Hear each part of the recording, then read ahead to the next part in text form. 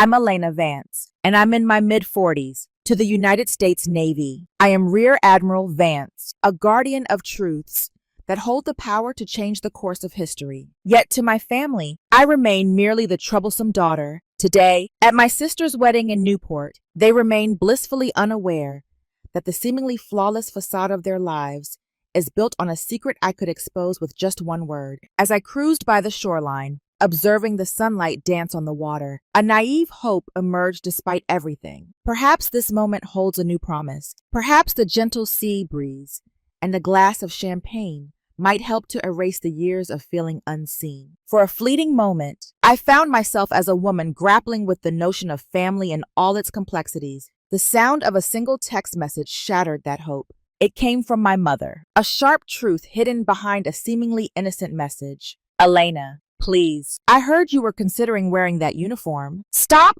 It brings shame upon our family legacy. My grip on the wheel intensified, my knuckles turning pale. A humiliation. The 2 silver stars I earned amidst a tempest of fire and steel diminished to a mere affront. The breath escaped me in a quiet sigh, giving way to an intense, chilling, and perilous cold that enveloped my being. They aimed to diminish my sense of self. Have you ever felt diminished for the very qualities that set you apart? Share your thoughts in the comments. As they were anticipating a specter in a beige gown, they are on the verge of encountering a rear admiral, resplendent in her complete, unapologetic uniform. The choice to don my uniform wasn't solely influenced by that one text message. Years of quiet dismissals had shaped my reality, each one a subtle wound, and collectively, they had drained me of any hope for their acceptance. The last injury had surfaced a few weeks earlier, just after I came back to my apartment in Norfolk from an exhausting joint forces exercise in the Atlantic. The atmosphere in my apartment was tranquil and refreshing, a soothing reprieve from the relentless buzz of a warship. All I longed for was the soothing warmth of a hot shower and the comforting solitude of my own sanctuary. I filled a glass with water, the ice cubes softly clinking in the stillness, and settled in with my tablet. I seldom glanced at my social media feed, perceiving it as a realm of polished joy that felt distant and unconnected to my own reality. Yet on that particular day, an undeniable pull captivated me, and there it was, a beautifully captured image of my sister, Eliza, her face glowing with happiness, spinning in the embrace of a man I didn't know. The scene was unmistakable. The waterfront deck of the Ida Lewis Yacht Club in Newport, a location deeply intertwined with my family's social fabric. The caption stated, she replied, "Indeed, the future Mr. and Mrs. Halpern." My heart remained steady. It came to a sudden halt, a dull ache resonating in my chest, as countless comments surged onto the post. My mother, Eleanor, had left a trail of heartfelt emojis. My father, Richard, shared the image again, adding his own words to it. So proud of our beautiful family and the legacy we continue to build. I scrolled through every photo in the album. Eliza with her friends, Eliza with her new fiancé, Eliza with our parents. I searched for my name in the tags, in the comments, anywhere. There was nothing. It was a digital erasure. It wasn't a mistake. It was a message. I was not part of that beautiful family, not part of that legacy. I was just elsewhere. The feeling wasn't sadness. It was a cold, stark emptiness. The feeling of looking at a map of your own life and finding your hometown has been wiped off. A few days later, the physical proof of my status arrived. A thick, cream-colored envelope lay in my mailbox, the kind of expensive cardstock my mother favored. It smelled faintly of her signature Lily of the Valley perfume, but the address label struck me like a slap. Not Rear Admiral Elena Vance, not even Elena. It was addressed to the Vance family, Norfolk, VA, as if I were a satellite office of the main brand. Inside, the invitation was elegantly embossed, announcing the wedding at the Chandler at Cliff Walk. There was no handwritten note, no personal touch, just a QR code to scan for the RSVP. It wasn't an invitation. It was a summons, a bureaucratic notification to a peripheral family member. It was my mother's way of reminding me that I was being allowed to attend, not welcomed. That evening, I decided to call Ben Carter, not to complain, but to ground myself in a world where my existence had weight. I dialed his number, my hand steady despite the tremor in my soul. He picked up on the second ring. "Admiral." His voice was a familiar anchor of respect. I didn't waste time with pleasantries. Ben, I said, my own voice sounding distant, frighteningly calm. They're getting married. There was a beat of silence on the other end. He knew exactly who they were. I see, he said, his tone carefully neutral, but I could hear the undercurrent of anger on my behalf. They don't want an admiral in the family photos. Ben, I stated, the words tasting like ash. They want a ghost. Another pause, this one longer. I could picture him in his office, staring out at the naval base, his jaw tight. When he finally spoke, his voice was low and firm, laced with fierce loyalty forged in shared danger. Ma'am, he said, the single word, carrying the weight of years of service together. Ghosts are nothing. It's the light that makes the shadows. And your light is bright enough to black out their entire sky. His words didn't heal the wound, but they cauterized it. They stopped the bleeding. I ended the call, the cold resolve settling deep in my bones. I walked over to my closet and opened the doors. There, hanging in its protective garment bag, was my service dress white uniform, the crisp, immaculate white, the rows of ribbons telling stories they would never understand. And on the shoulders, the 2 silver stars I had earned. They called it an embarrassment, but they didn't know its real name. It was my armor. It was my truth. And it was the only thing I would be wearing to that wedding. The weight of my mother's text message felt heavier than any gear I had ever carried. It wasn't just a command. It was the echo of a lifetime of dismissals as I gripped the steering wheel. The image of my crisp white uniform hanging in my closet dissolved, replaced by a memory just as stark, just as white. It was the memory of my first uniform and the day I earned the right to wear it. The day my family decided they had better things to do. My mind drifted back, the miles of I-95 fading into the sprawling green of Annapolis. The Navy Marine Corps Memorial Stadium was electric, a sea of families buzzing with a pride so thick you could taste it. The air was filled with cheers and the soaring notes of anchors away. And then the moment came. The command was given, and 1,000 white hats sailed into the brilliant blue sky. A flock of white birds, ascending in perfect unified celebration. I stood there, a newly commissioned ensign in the United States Navy, my smile feeling stiff and foreign on my face. My eyes scanned the stands, searching for the section, the row, the exact seats I had circled on a map for them, but they were empty. Just 2 stark, blue, empty plastic seats in a crowd of thousands. The phone call had come that morning. Just as I was polishing the buttons on my uniform, it was my father, Richard. His voice clipped and hurried. Elena, something's come up. A major investment opportunity in Shanghai. The timing is terrible. I know, but it's a game changer. We can't miss it. My mother, Eleanor, got on the line next, her voice smooth as silk, dripping with false sympathy. You know your father, dear. Business first. We're so terribly proud, of course. And Eliza, my 17-year-old sister, had a club tennis tournament. A club tournament. Not the regionals, not the nationals. A simple, local club tournament was apparently more important than her only sister's graduation from one of the most prestigious military academies in the world. I stood among my cheering, embracing classmates, posing for pictures with their beaming parents, and I had never felt more profoundly alone. The photo I have from that day shows me with 3 of my roommates, our arms around each other, smiling bravely. But if you look closely at my eyes, you can see the void where my family was supposed to be. A week later, a thick envelope from their bank arrived at my new Spartan quarters. Inside there was no letter, no proud note, just a check for $5,000 and a small, elegant card with my mother's perfect, emotionless script. Congratulations, dear. Buy yourself something pretty to celebrate. Perhaps a pearl necklace. A pearl necklace, as if 4 years of grueling marine engineering courses, sleepless nights, studying naval strategy, and a solemn oath to defend my country could be measured and dismissed with a piece of jewelry. It wasn't just thoughtless. It was a profound insult. It was their way of translating my world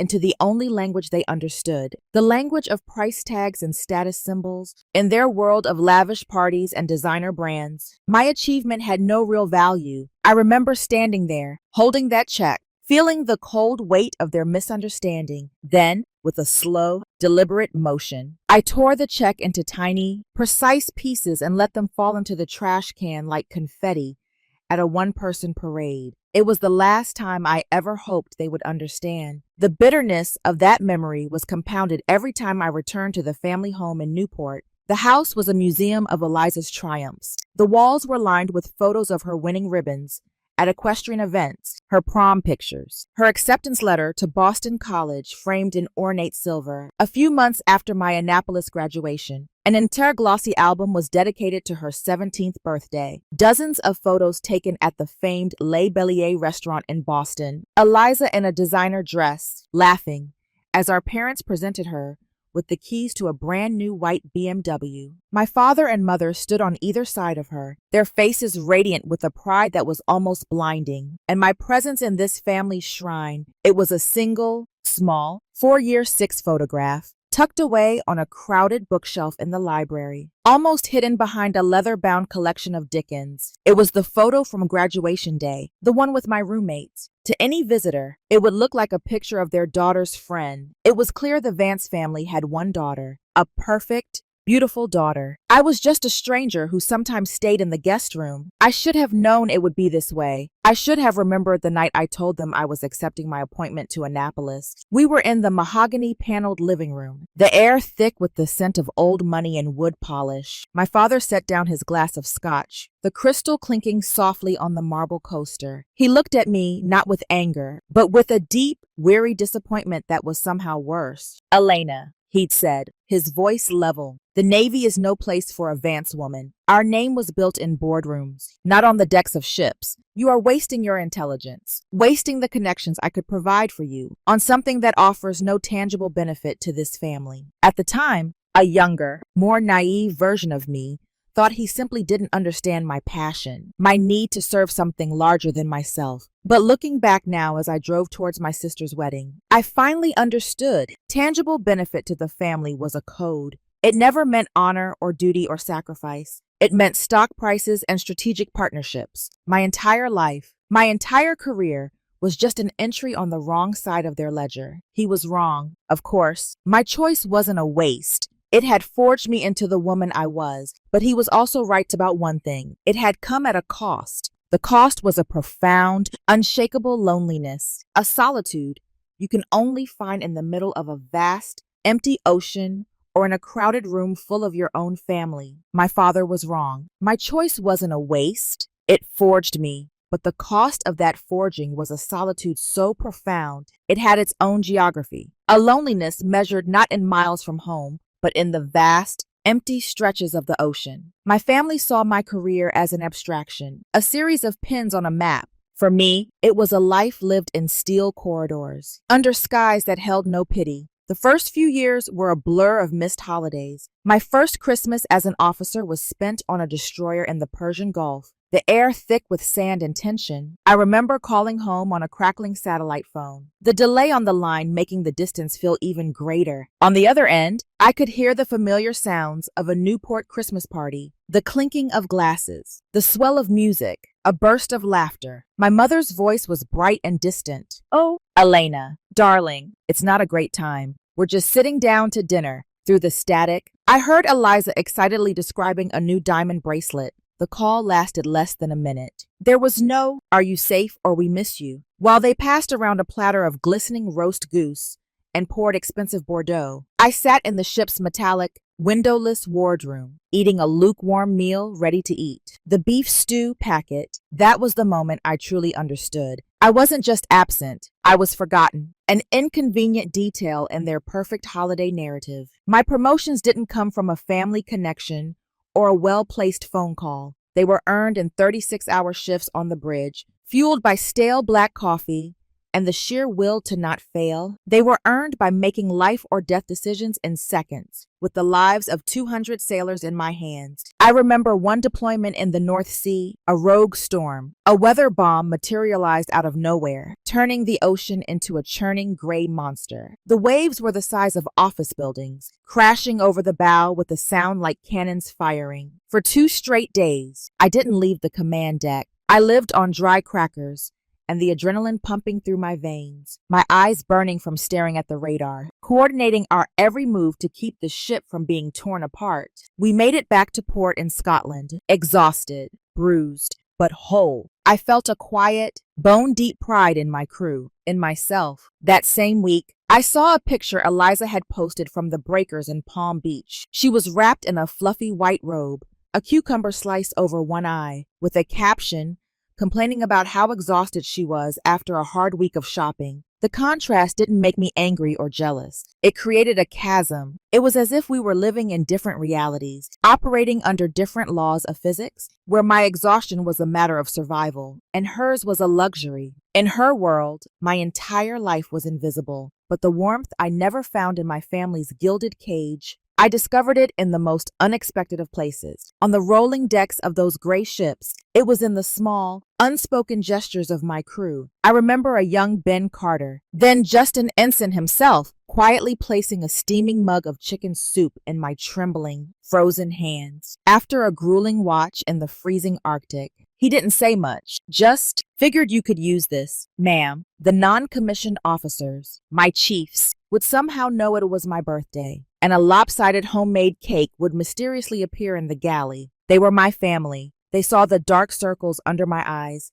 and understood their origin. They saw the rank on my collar and knew what it had cost to put it there. They didn't care about my last name or my father's stock portfolio. They cared about the officer who stood beside them, the one who would go through hell and back for them. It was a fierce, unvarnished loyalty that money could never buy, and my family would never understand. That truth was never clearer than after the Orion incident. It was the mission that nearly ended my career, the one where I had to defy a direct order to save my crew. When I finally got a few days of shore leave, I went home to Newport. The silence in the house was heavy. At the dinner table, over a perfectly cooked filet mignon, I tried to tell my father about it. I spoke of the crushing pressure, the sonar failure, the choice I had to make. He nodded vaguely, his eyes fixed on the financial news ticker on the large screen TV in the den. "Sounds intense," he said, his voice laced with disinterest. "By the way, Lockheed Martin's stock is up again." Before I could respond, Eliza chimed in, wrinkling her nose. "Ugh! Can you not talk about scary stuff like that? It's ruining my appetite." I stopped talking. I looked at their faces, bathed in the soft light of the dining room chandelier, and I realized they were not just uninterested. They were incapable of understanding. In their safe, predictable world, war, danger, life, and death were just abstract concepts from a movie. They were not my reality. My reality, with all its grit and honor, was just an inconvenient story, a disruption to their perfectly seasoned meal. In the cold, indifferent world my family inhabited, I was a ghost, but on the steel decks of the United States Navy, amidst the very people I had sworn to lead and protect, I was seen. The warmth I never found in the mahogany-paneled rooms of Newport, I found it in the small, steadfast actions of my chosen family. And at the center of that family was Ben Carter. Ben was more than just my executive officer. He became the silent guardian of my sanity. He learned to read the weather of my moods, particularly after the infrequent icy phone calls from my parents. He knew that my family was a vulnerability, a weak point in my armor. After a particularly cutting conversation with my mother, he wouldn't pry or offer platitudes. Instead, a little while later, a mug of steaming Earl Grey tea, black, no sugar, would appear on my desk. He never asked what was said. He would simply say, "You look tired. Admiral, maybe you should take a moment." He built an invisible buffer around me, a quiet sanctuary where my pain didn't need an explanation. While my own family constructed walls to keep me out, Ben built a fortress to protect me. That silent, intuitive care was worth more than 1,000 empty apologies. He also became my personal historian, the sole keeper of a history my family chose to ignore. He remembered the milestones I myself often forgot in the relentless pace of my duties. On the 10th anniversary of the day, I took command of my first ship, the USS Gonzales. I was buried in operational reports and completely oblivious, but when I walked into my office that morning, a small, exquisitely detailed model of the destroyer was sitting on my desk. Next to it was a handwritten card on simple government issue stock. It read, "Happy anniversary. Admiral, she was a lucky ship to have you." He remembered. He had taken the time to learn the chapters of my life, not out of idle curiosity, but out of a deep and abiding respect. In those moments, I felt a profound sense of gratitude wash over me. It was the feeling of being truly seen, a validation that the sacrifices I had made mattered to someone. Our bond was deepest, not in words, but in shared silence. I remember one night, weeks after the official inquiry into the Orion incident had concluded, a conclusion that left me cleared but scarred. We were on the deck of the USS Farragut, cutting through the warm, dark waters of the Arabian Sea. The stars were a brilliant, indifferent canopy above us. I had been quiet for a long time, just watching the phosphorescent wake of the ship. You're thinking about them, aren't you? Ben's voice was soft, barely a whisper above the thrum of the engines. I didn't have to ask who them was. He knew. My shoulders sagged, a rare break in my military posture. Sometimes I wonder if it's worth it. Ben, I confessed, my voice thin. All of this. He didn't answer right away. He just stood beside me, a steadfast presence, and looked up at the American flag, snapping crisply in the night wind. It's worth it to the people on this ship. Admiral, he said finally, his gaze unwavering. It's worth it to me. And in the end, that's the family that matters. He wasn't trying to fix my relationship with my parents. He was simply reminding me of the family I had chosen, the one I had fought for. That quiet allegiance was forged into an unbreakable alliance the day my career almost ended, when Vice Admiral Croft made me the scapegoat for the Orion disaster. I was summoned to a closed-door hearing at the Pentagon. The political maneuvering was thick, and I was sure I would have to face it alone, but I was wrong. When the hearing concluded and I walked out of that sterile, intimidating room, exhausted and disillusioned, the first thing I saw was Ben. He had flown from Norfolk to Washington, D.C. on his own dime. He was standing across the hall in his immaculate dress uniform, under the harsh fluorescent lights, holding a black umbrella. Even though we were indoors, he walked towards me, his expression grim, but resolute. He didn't say, "I told you so," or "Are you okay?" He simply opened the umbrella, as if to shield me from more than just the rain outside. "I'm here, Admiral," he said, his voice a low, steady anchor. "Whatever happens next, I'm not going anywhere. The truth has a witness." In that moment, under that ridiculously formal umbrella in a sterile government hallway, I knew I wasn't alone. Our alliance wasn't built on blood or a shared name. It was forged in the fire of shared duty, tempered by the storms of the high seas, and sealed by a quiet, unwavering loyalty. It was stronger than blood, and it would prove to be the only thing I could truly count on when the final storm, the one brewing within my own family, finally broke. The alliance I had with Ben became my fortress in the years that followed, a bastion of loyalty in a world where my own blood relatives saw me as little more than a tool. I was naive to think the fallout from the Orion incident might have changed them, that a near disaster might have recalibrated their priorities. But I was wrong. A month before Eliza's wedding, a phone call from my father proved that they never change. They just find new, more insidious ways to use you. The call came on a Tuesday afternoon. I was in my office at Naval Station Norfolk, reviewing personnel files. My phone rang, and the caller ID read Richard Vance. It was a rare event. My father communicated primarily through brief, impersonal holiday texts. I answered, a familiar sense of caution tightening my stomach. But his voice was unusually warm, almost jovial. "Elena, sweetheart, it's been too long. How are you?" I was immediately on guard. This was not the voice of the man who ignored my graduation. This was a performance. He asked about my health, about the weather in Virginia, about my command. Questions a normal father would ask. Yet coming from him, they felt scripted and strange. "I heard your fleet just secured a major contract for next-generation sonar technology," he said casually.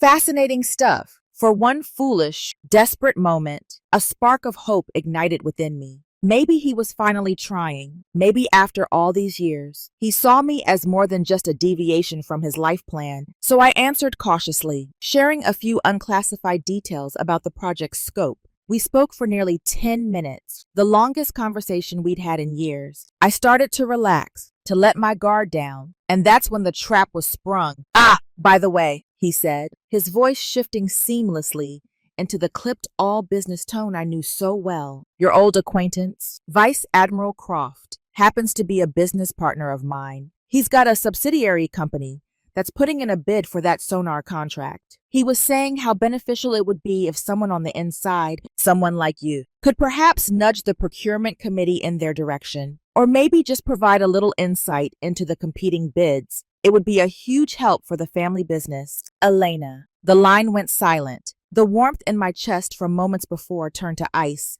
It was all a lie. The entire conversation was a calculated prelude to this request. I wasn't his daughter. I was an asset, an intelligent source to be exploited for his and Croft's financial gain. The disappointment was a physical blow, knocking the air from my lungs. He didn't see me. Elena, the woman, the officer. He saw the 2 silver stars on my shoulders and the doors he thought they could unlock for him. No, I said, my voice flat and cold. Absolutely not. What you're asking is unethical, illegal, and a violation of my oath. My father's manufactured warmth evaporated. Don't be so dramatic, he snapped before hanging up abruptly. A few hours later, my mother called. Her weapon of choice, not a direct assault, but a wave of guilt and passive aggression. Elena, you've disappointed your father, she began, her voice a symphony of practiced sorrow. You just don't understand. Do you? Everything he does for this family, for Eliza's future, to maintain the lifestyle we've all worked so hard for. The familiar lecture began, a tirade about loyalty and obligation. A little help is all he asked for. You've always been so rigid, so military. Sometimes you need to be flexible for the people who love you. Her definition of flexible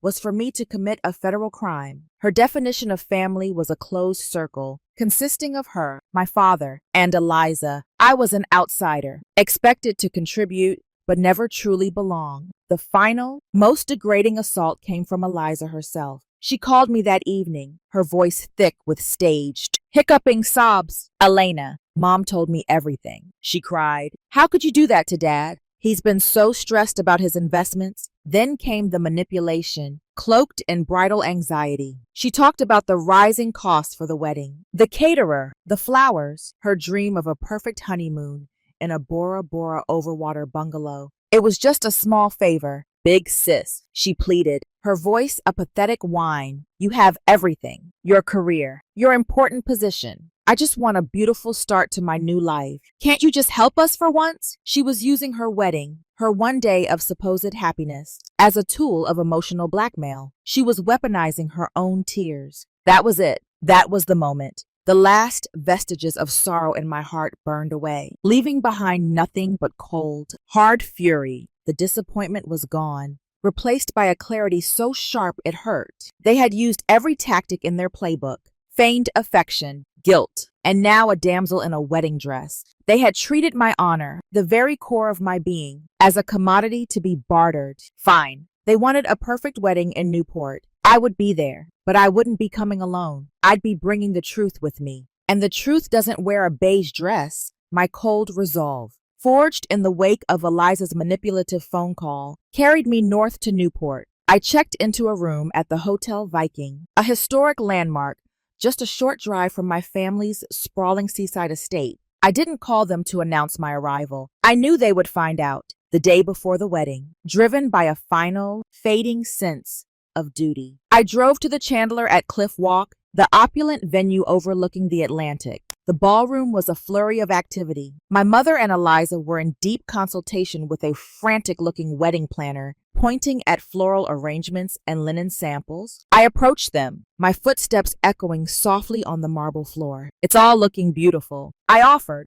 my voice even. My mother glanced up, a flicker of annoyance in her eyes, before it was masked by a tight smile. Elena, you're here. She turned back to the planner. Eliza simply gave a tight little wave, then leaned in to whisper something to her maid of honor, who giggled and shot a sideways look at me. I tried to offer a suggestion about the seating chart, noting that 2 elderly cousins might prefer to be seated away from the band. My mother waved a dismissive hand. The professionals have it handled. Dear, what would you know about these things? I was an outsider, a tourist in the landscape of my own family's life, invited only to observe from a distance. That distance became a canyon at the rehearsal dinner that evening. The event was held at a chic restaurant on Bowen's Wharf, the air smelling of salt and expensive perfume. The main table, a long, beautifully decorated affair, was reserved for the immediate family. My parents, Eliza and her fiancé, and his parents. There was no seat for me. The wedding planner, a young woman with a perpetually worried expression, approached me apologetically. "Admiral Vance," she stammered, "there's a place for you over here." She gestured to a smaller, round table in the corner near the service entrance. The friends of the family table. I was seated next to a great aunt I hadn't seen in 20 years, who spent the evening asking me if I was still in the Coast Guard. I sat there, nursing a glass of sparkling water, and watched. I watched my father stand up, tap his glass for attention, and begin a glowing tribute to his wonderful daughter, Eliza. He spoke of her beauty, her charm, her bright future. He spoke of legacy and pride throughout the entire 5-minute speech. He never once looked in my direction. He never once mentioned my name. It was a masterful public erasure. In that room, in front of everyone they knew, Richard Vance made it clear that he had only one daughter worthy of acknowledgement. The final straw wasn't grand or dramatic. It was small, quiet, and utterly devastating. I had spent months searching for the perfect wedding gift for Eliza, not something from a registry, but something with meaning. I found it in an antique shop in Annapolis, a heavy brass maritime compass from the 1940s. I had it engraved with the date of the wedding and the geographic coordinates of the small Newport chapel where our grandparents had been married. It was a symbol of guidance, of a true beginning, of the real family legacy they pretended to care about. At the dinner, during a lull in the conversation, I walked over to the main table and presented the small, velvet-boxed gift to Eliza. "Oh, thanks," she said, her voice distracted. She opened it, glanced at the compass for a fraction of a second, and then set it down on the table with a soft thud. Her attention was immediately captured by a friend who was loudly admiring a new glittering diamond tennis bracelet on Eliza's wrist. The compass sat forgotten next to a bread plate. Later, as the dinner was winding down, I saw a waiter clearing the table. He picked up the bread plate, the used napkins, and his hand brushed against the compass, nearly sweeping it into the bus tub along with the other refuse. My gift, my months of thought, my symbol of our shared history, was treated as disposable clutter. I stood up and walked out of the restaurant. No one noticed. I walked down the wharf, past the gleaming yachts, and onto the cliff walk. The cold, salty wind whipped at my face, but I didn't feel it. There were no tears, not this time. The deep, abiding hurt that had been my lifelong companion had finally burned away, leaving something else in its place. A pure, clarifying rage. 25 years of being ignored, dismissed, used, and now publicly humiliated. The discarded compass was more than a gift. It was me, my values, my history, my honor, all casually swept aside. I stopped and looked out at the black, churning expanse of the Atlantic. The ocean didn't judge. It was vast, powerful, and honest. In its roar, I found my own. The quiet, obedient daughter was gone, washed away by a final tidal wave of disrespect. I took a deep, steadying breath, the salt air filling my lungs. Never again, I whispered to the wind. No more silence. No more making myself small to fit into their narrow world. The battle had been declared, not with ships or weapons, but with the one thing they were most afraid of, the unvarnished truth. In life, everyone has a breaking point. That one moment where endurance ends and action begins. The moment you look in the mirror and say, "Enough." What was yours? Share that moment of finding your strength in the rage that had consumed me on the cliff walk did not dissipate. It crystallized. Back in the sterile quiet of my hotel room, the hurt was gone, replaced by the cold, clear focus of a commander preparing for battle. I didn't sleep.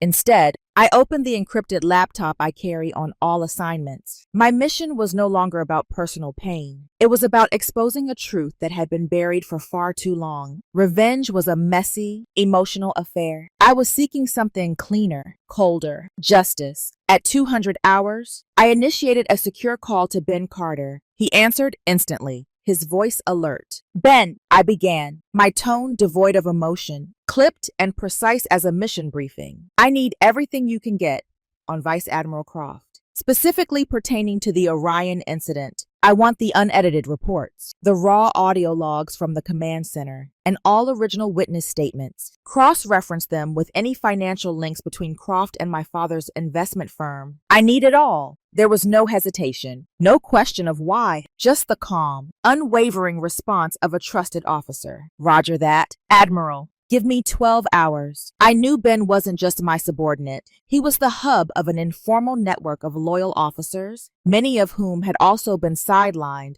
or wronged by Croft's political maneuvering. My weapon in this fight wouldn't be a Tomahawk missile. It would be information, and I was about to launch a full-scale information warfare campaign. While I waited, I turned my attention to the present. I pulled up the high-resolution photos from Eliza's engagement party. My eyes scanned past the fake smiles and champagne glasses, settling on the ornate gold locket around my sister's neck. A gift, the tag had said, from the Croft Legacy Foundation, a charitable front for a man who possessed no charity. Croft never did anything without a strategic purpose. My training as an intelligence officer took over. I zoomed in, enhancing the image. The locket's design was intricate, but it seemed heavier, bulkier than a purely decorative piece should be. Along the filigree edge, I detected a nearly invisible seam, one that didn't belong. A cold suspicion bloomed in my mind. I immediately sent the encrypted image file to Ben with a single clear directive: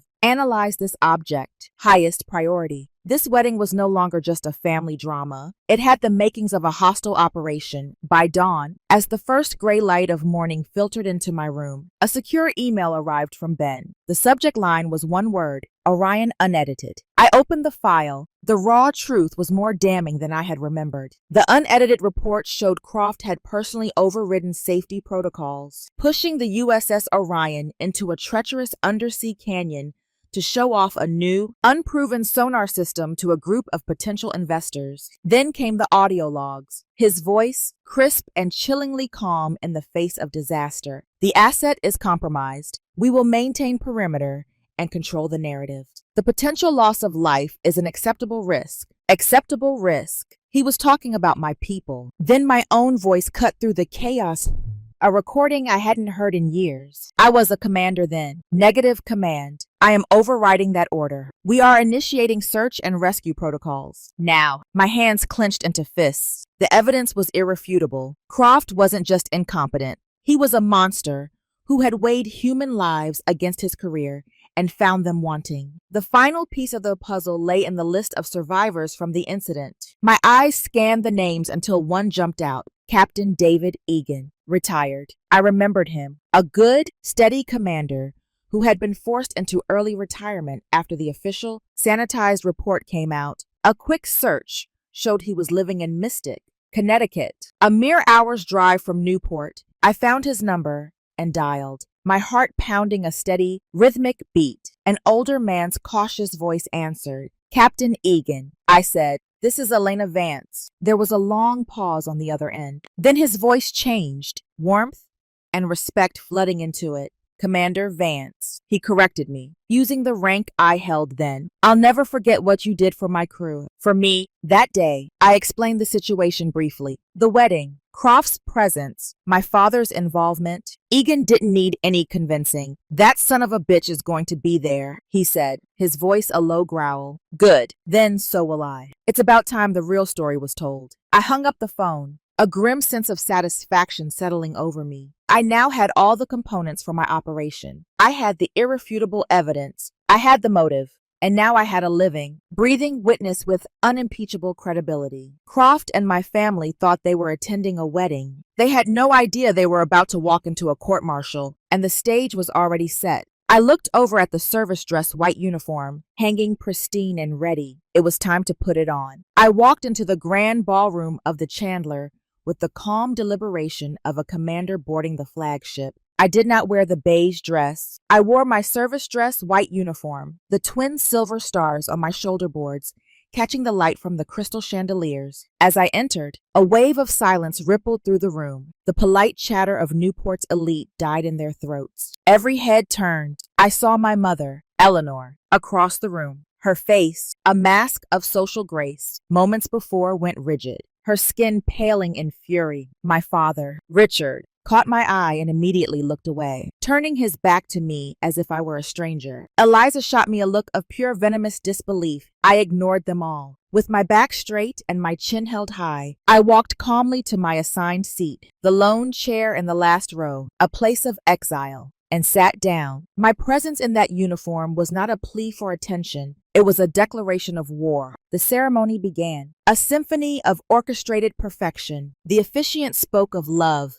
trust, and honor, words that felt hollow and profane in that room. From my vantage point, I watched the front row. Vice Admiral Croft sat there, the picture of dignity, applauding politely. My father sat beside him, nodding in agreement. A loyal business partner. The air was thick with hypocrisy. Then came the moment I had been waiting for. The officiant, with a warm smile, said, "At this time, we'd like to take a moment to honor the brave men and women of our armed forces who may be with us today." As planned, Captain Ben Carter stood. He was in his own immaculate white uniform, a stark pillar of integrity in the lavish room. But he didn't just stand. He turned, pivoting on his heel to face the back of the room. He looked directly at me, his hand snapped up to his brow in a salute so crisp, so perfect. It cut through the air, and then he spoke, his voice not loud, but carrying across the stunned silence with absolute authority. "Rear Admiral Elena Vance." "Ma'am."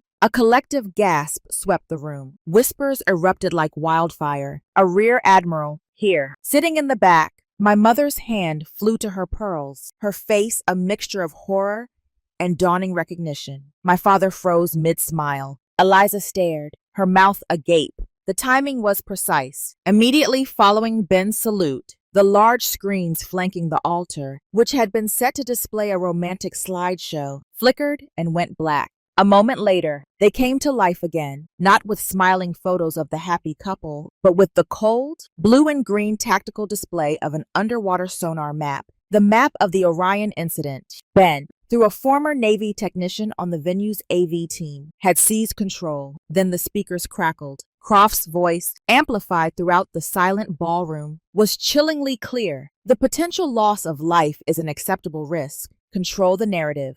The crowd murmured, a low, confused hum. Then my own voice answered from the past, sharp and decisive, negative command. "I am overriding that order. Initiate search and protocols." Now, the screen switched to harrowing footage from a deep-sea ROV, showing the mangled hull of the submarine and the desperate, heroic work of the rescue divers. The confused hum in the room turned to audible shock. Croft shot to his feet, his face as white as my uniform. "This is slander. This data has been falsified," he yelled, his voice cracking. My father stood with him, babbling about a technical glitch, a tasteless prank. But before their lies could take root, another figure rose from the crowd. He was an older man in a simple tweed jacket, but he stood with an unshakable authority. "My name is David Egan," he announced, his voice booming with the command of a lifelong captain. The room fell silent again. "I was the commanding officer of the USS Orion. That recording is real. That footage is real. Vice Admiral Croft, right there, left us to die to protect his career." His gaze then shifted, finding me in the back row. He looked directly at me, his eyes filled with a gratitude that transcended time. "And that woman," he said, pointing a steady finger, "the one you sat in the back of the room,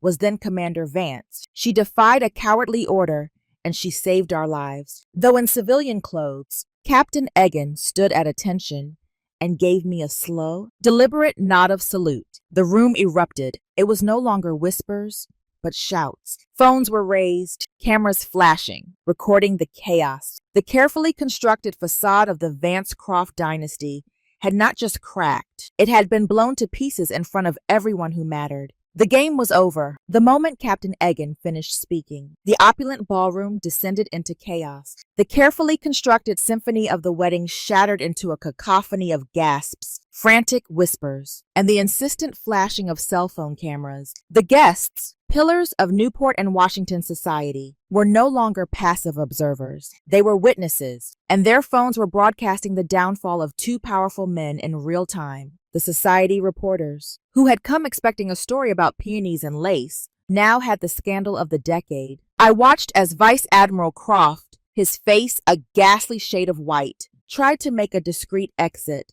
but his path was silently, immovably blocked by Ben Carter and two other officers I recognized, all standing at parade rest. They didn't touch him. They didn't have to. Their steadfast presence was a wall of honor he could not breach. My father, Richard, was trying to do damage control, his voice a desperate, sputtering engine trying to start. A misunderstanding, a technical error, he pleaded, to anyone who would listen, but no one was listening. They were all watching the empire of Vance and Croft crumble into dust. They had built their house of cards on a foundation of lies, and they had underestimated the storm that was their own discarded daughter. The venue's security, looking overwhelmed, quickly escorted the key players, my parents, a tear-streaked Eliza, a shell-shocked Croft, and me, into a private drawing room off the main hall. The heavy oak door closed, shutting out the noise, but trapping us in a suffocating silence.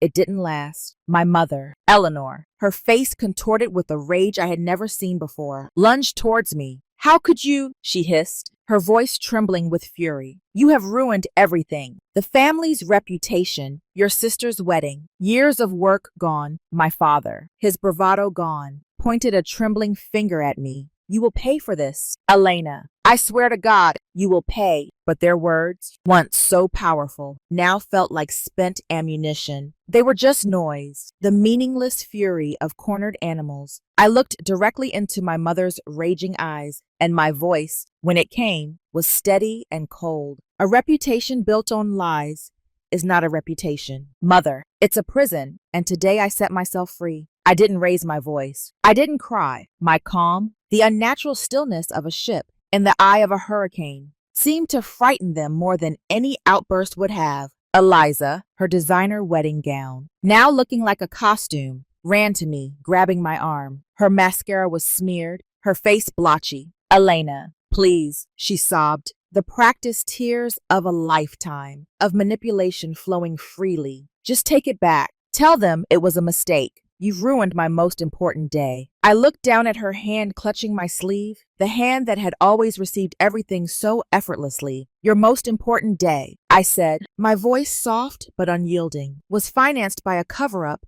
that almost cost dozens of men their lives. Is that truly the foundation you want for your marriage? Eliza." I gently, deliberately, pried her fingers from my arm. The physical contact was broken, and with it, something final. "The game is over. Eliza," I said, "there's no one left for you to manipulate." For the first time in her life, she looked at me, not with scorn, but with a dawning, horrified awe, as if seeing a stranger who inexplicably wore her sister's face. Just then, the oak door opened again. It wasn't hotel security. Two grim-faced individuals in dark suits, their credentials clipped to their belts, entered, followed by two uniformed Newport police officers. They ignored the rest of us. Their focus was singular. "Vice Admiral Harrison Croft," the lead agent said, his voice flat and official. "You are under arrest on suspicion of obstruction of justice and falsification of national defense intelligence in connection with the Orion incident." As they snapped the handcuffs onto Croft's wrists, a sound that echoed loudly in the quiet room, my father collapsed into a brocaded armchair, as if his strings had been cut. In that moment of suspended chaos, I turned and walked towards the door. "Elena, where are you going?" my mother called out, her voice a strange mix of command and desperation. I didn't turn back. I paused at the threshold, my hand on the door. "I'm going where I belong," I said, my voice clear and final, for all of them to hear, and it is no longer here. I stepped out of the room, leaving the wreckage of my family behind me, and closed the door on a life that was no longer mine. The air in the hallway, though still buzzing with the aftershocks of the event, felt cleaner, lighter. I felt empty, but it was a peaceful emptiness, a void where a lifetime of pain used to be. The battle was over, but I knew the real war, the one to heal and reclaim my own life, had only just begun. When I walked out of that room, I didn't feel triumph or sadness. I felt quiet, a peaceful void where a lifetime of struggle used to be. The battle I had fought for decades was over, but I knew the real war, the one to heal my own heart, was just beginning. Time slipped away. The intrigue surrounding the Vance Croft wedding gradually slipped from public attention. Harrison Croft found himself at the center of a court-martial, his once illustrious career now tarnished by disgrace. My father's business faced devastating losses as partners and investors abandoned ship, repelled by the foul odor of the scandal. I caught wind of the fact that the wedding was abruptly called off. I experienced a profound disconnect. Their lives felt like an entirely different realm to me. On a clear autumn afternoon, I found myself enjoying a rare stroll along the waterfront in Norfolk, observing the destroyers and carriers as they gracefully moved in and out of the harbor. A young woman with a stroller paused for a moment, then made her way toward me. "Excuse me," she said, her voice barely above a whisper. "Are you the esteemed Admiral Vance?" I gave a slight nod, accompanied by a gentle smile. Her eyes brimmed with unshed tears. "My husband, a petty officer on the Orion, often speaks of you. He says that he owes his life to you." The young child in the stroller, perhaps 5 years old, with sparkling, inquisitive eyes, extended a crayon drawing towards me. The image was unbalanced, featuring a large gray vessel alongside a simplistic stick figure dressed in a white uniform, sporting vibrant yellow hair. "Thank you," the small child murmured softly. I gently accepted the drawing from her delicate fingers, feeling a lump form in my throat. I gazed from the child's sincere expression to the unadorned, genuine note. This was the acknowledgement I had yearned for throughout my entire existence. It wasn't set against the backdrop of a grand Newport mansion or amidst the elegance of a society gala. It arrived on a gusty pier, a token from those I had pledged to safeguard. My genuine legacy wasn't about my identity.